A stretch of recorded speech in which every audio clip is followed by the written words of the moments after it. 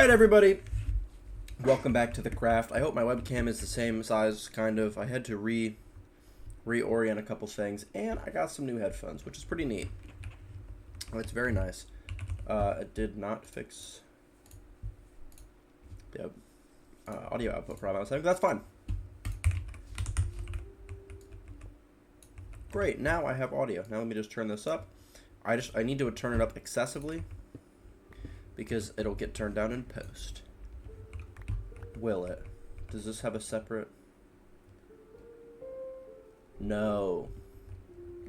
No, it doesn't. It's all built in when I go to edit it. So we're actually going to turn this down. Okay, let me just remember how to be a YouTuber. Well, welcome back to some craft with this wonderful channel. Today we're going to be doing some things such as getting food, mining. Of course, what is this game all about? Miners. So let us go do some mining. In retrospect, in the last video, I think I said miners in such a way, and I think I said miners so much that, you know, I hope people aren't getting the wrong idea about my affiliation with miners, because, you know, the only miners I'm talking about are the miners in the game. I'm not much better. A lot of kids play this game.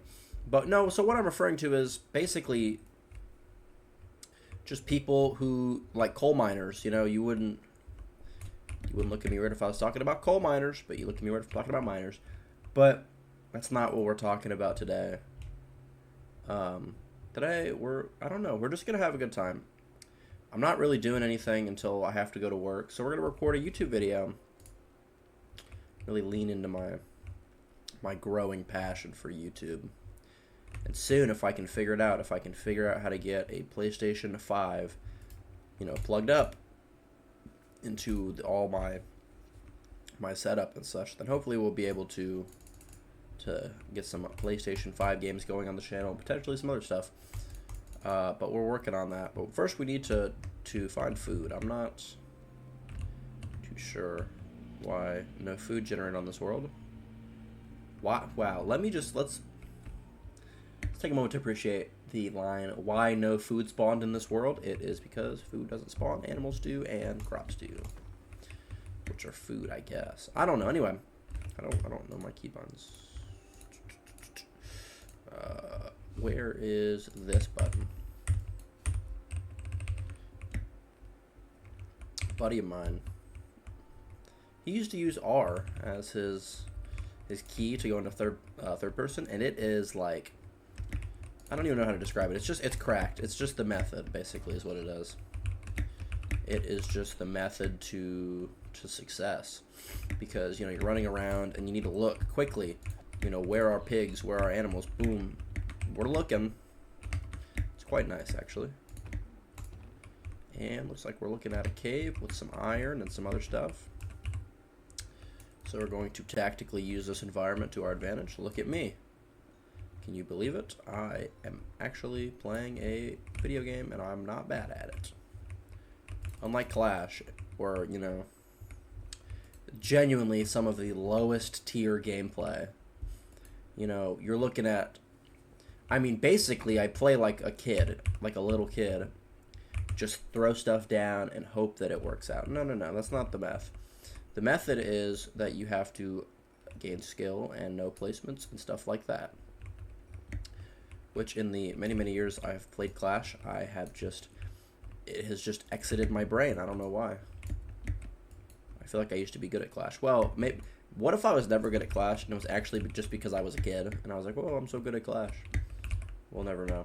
Or maybe it was the Mega Knight. Maybe the Mega Knight was the thing that made me good at Clash, because I've played the Mega Knight for forever. Basically, as long as I've played video games, that's been it.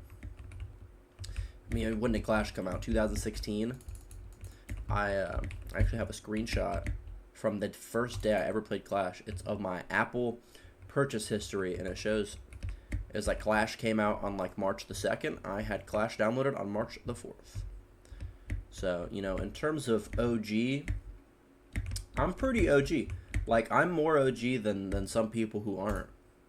You know, I was on the 2016 grind that I remember my first prints, when you could get prints in the free, I mean, you might be able to still do this with the art of the credit card, but when you could get the prints in the training camp lobby, or in the training camp arena, like the first tutorial area, and then in like the first arena as well.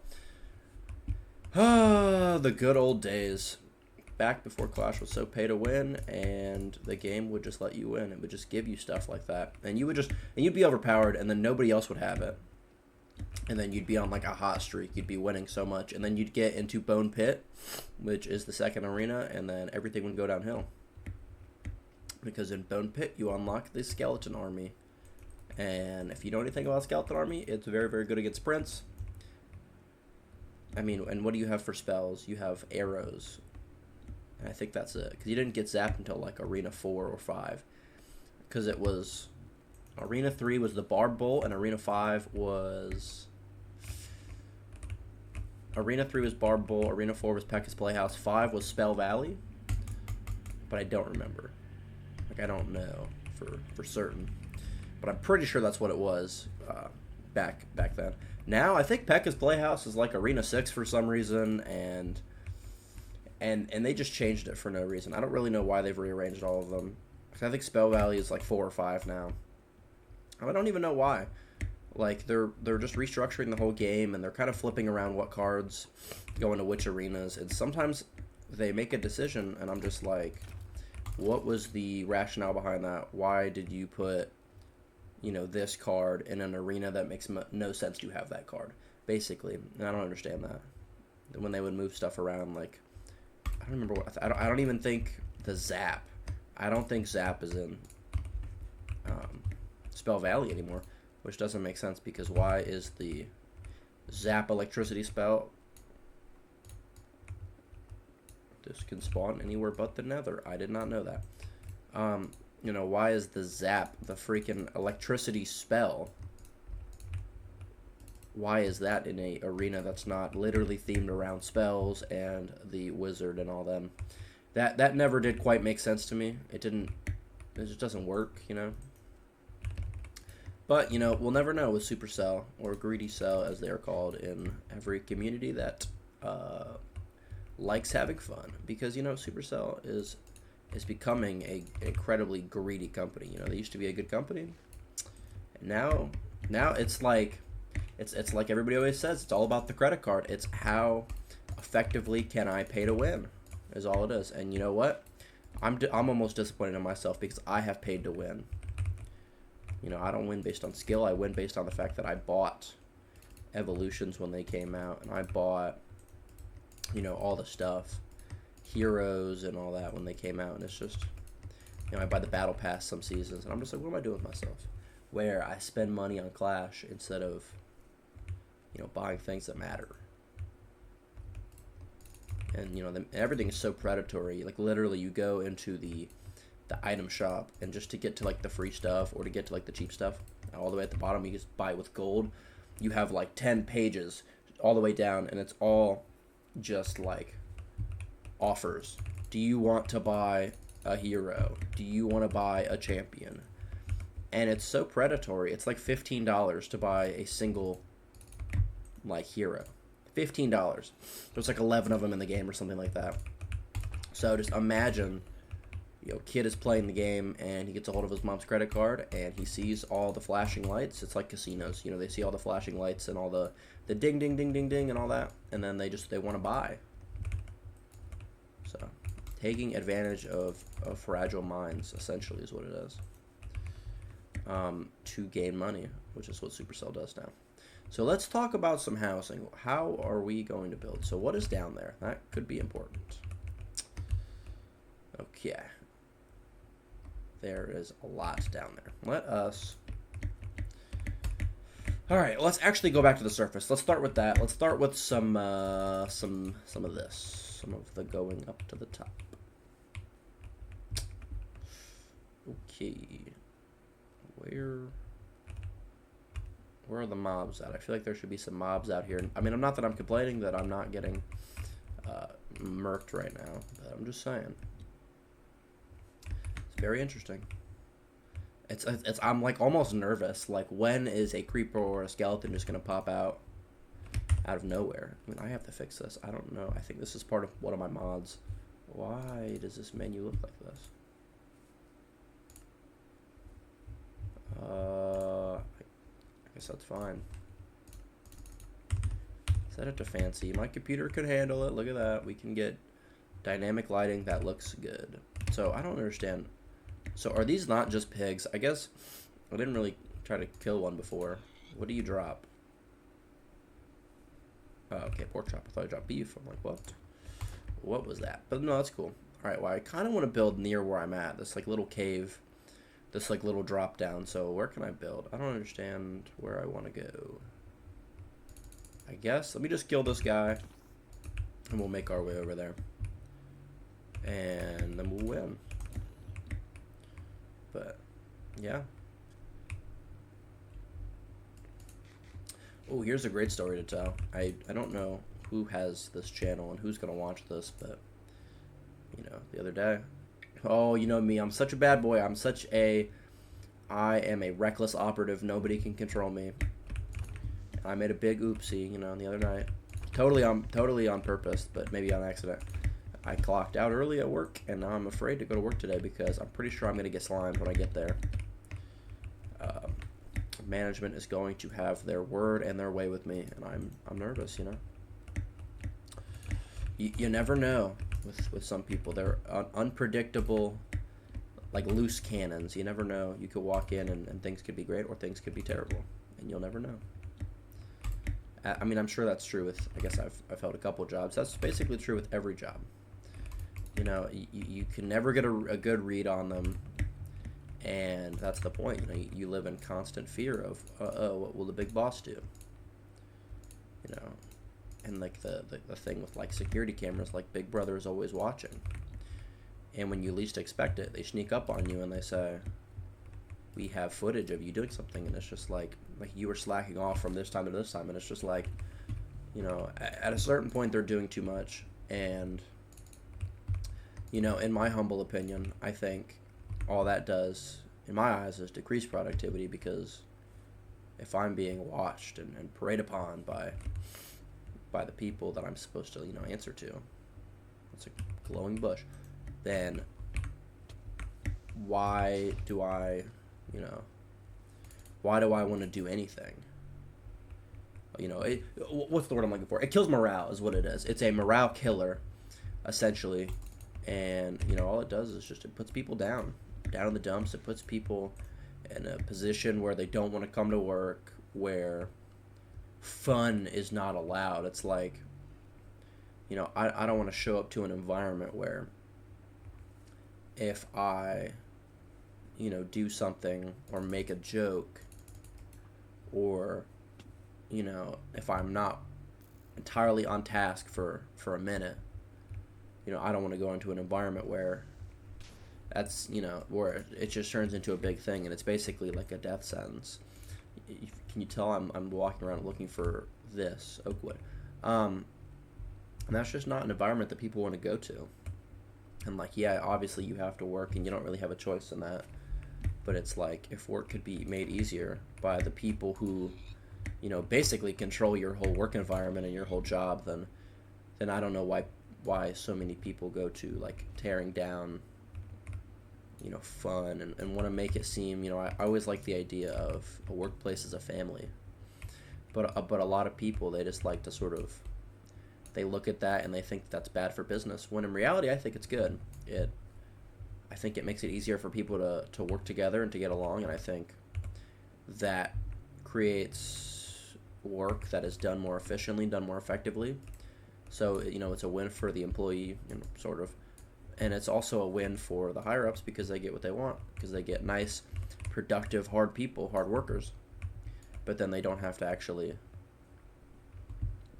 they're not really having to do anything. I think more of a hands-off approach is what they need, as opposed to more of a hands-on approach, which is what, unfortunately, in the business world happens far too often, where they think, you know, something happens and they need to go straight to like the Big Brother, you know, we have your eye, we have an eye on you, that kind of thing. And I just don't think that is It's not a way to run a workplace. And of course, I've never run a business. I've never managed people. But I think so many people get it wrong. And unfortunately,